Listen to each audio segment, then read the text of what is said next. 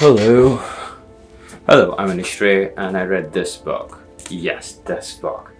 So, this is Kafka on the Shore by Haruki Murakami, a Japanese writer. Again, this is an English translated version, but whew, what a book.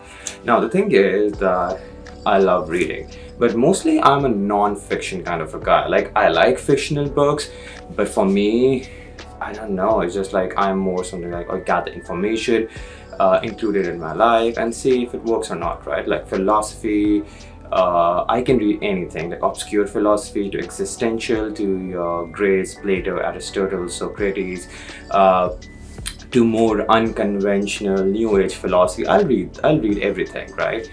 But for me it has now been a challenge that hey, I need to start reading some fiction. And for some reason, I found this old copy in my local bookshop around East Vancouver. Kafka on the Shore by Haruki Murakami. I've heard great things about Murakami. Like, okay, let's see what this person is all about. And boy, this book did not disappoint. Now, this book is, it is not just for your average reader. It's surreal, it is filled with unconscious psychology. It has the idea of Oedipus complex. I don't know if I'm pronouncing right. It has to be Oedipus. People are not familiar with Oedipus complex. It's this sort of like Sigmund Freud, this sort of psychoanalytical framework here. A lot of issues can come from this childhood insecurity of against your father, also sort of being entranced by the archetypal motherly figure. So Kafka is, I believe, 15-year-old kid who just a 15-year-old rich kid in Japan, and he takes off. He's like, hey, I'm done with this bullshit life. He doesn't really have a good relationship with his father. His mother and sister have abandoned him. So this is not your average novel. It is a surreal, escapist, sort of teenage angst rebelling against the world, but then it just transforms and it just takes a life on its own. It has magical realism, it has surrealism, it has symbolism of unconscious sexual awakening.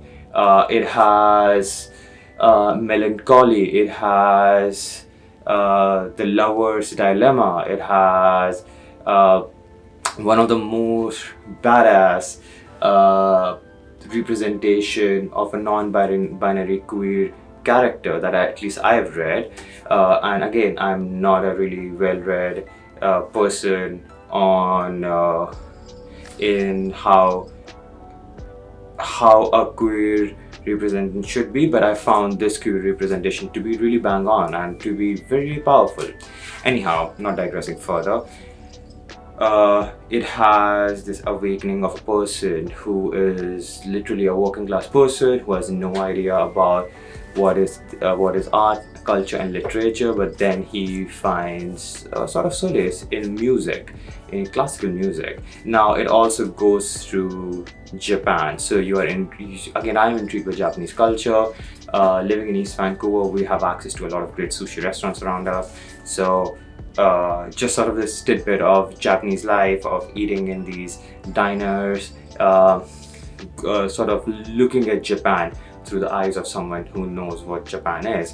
And then you have this sort of wild goose chase, this surrealism, this archetype of old school Japanese folk culture, religion, which I'm not that familiar with, but it definitely has some parallels with Indian Hinduism. But anyhow, so it's not a comprehensive review, but what I say is this book is insane and it has explicit sexual imagery. It has very controversial, not very controversial, I would say, but it is like for a reader who just likes to sort of skim through, like not skim through, I'm sorry, that's a wrong way, but just want like an easy breathy read. It's not easy, it just challenges you, it has so many twists and turns. It then also have parallel realities, multiverse, it's insane, and the ending doesn't even make any sense, and that's what the beauty of this book is. And one of my favorite character is a person who is shown not to be that smart. Like, this person has mental disability due to an accident that he experienced in his childhood, to be very intuitive, to have the childlike quality of just being happy, to be zen with what this person has.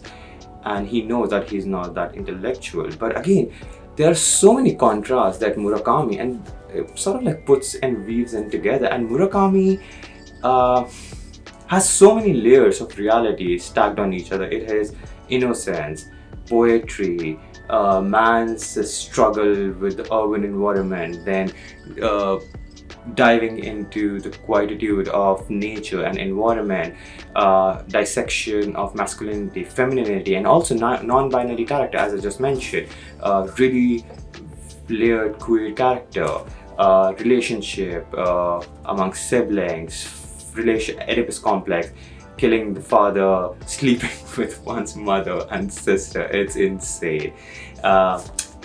Characters talking to cats. There is, spoiler, there is a sort of a demonic, sort of shape-shifting killer who just kills cats for fun, and it's insane that how dark this can get.